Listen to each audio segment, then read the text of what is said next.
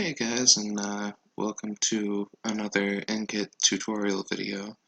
Um, Today I'm going to teach you how to just scrub an ISO for GameCube or Wii. Um, you'll need to, of course, download nkit from the nkit website, link will be in the description, um, and extract the folder after it's downloaded, and you'll end up with a folder called nkit. And this is what it looks like, and we're going to be using the nkit processing app.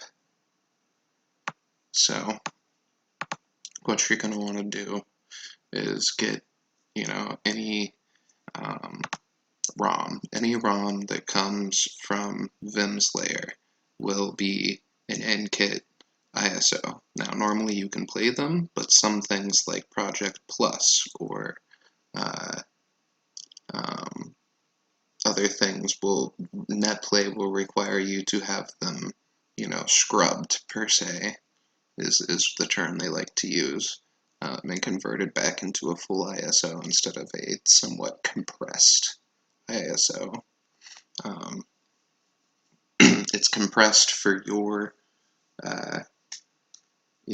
for your convenience, so that you can download it faster, instead of having to download a 8 GB file for Super Smash Bros. Brawl. You download a 4.5 GB file that you then have to expand yourself.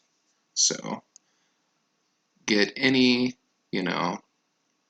GameCube game, Wii game that you want, and once it's downloaded and you've extracted the file, you'll see that these are just normal ISOs. This is a normal ISO.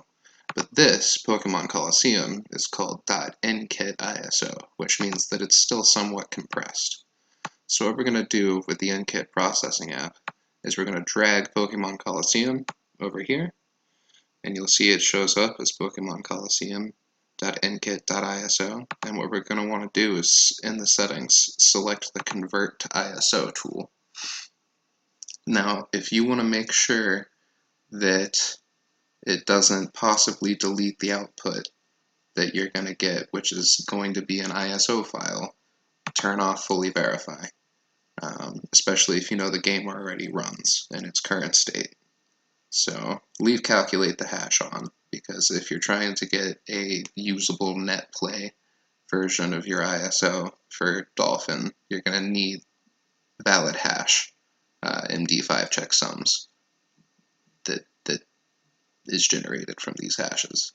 So we're going to go ahead and process this. And you'll see that it is doing things, program things.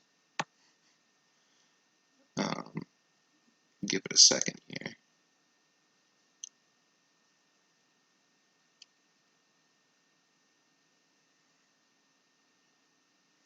And boom, the output was written right here. This is where your new ISO file will be located, in Processes/GameCube in the nkit folder.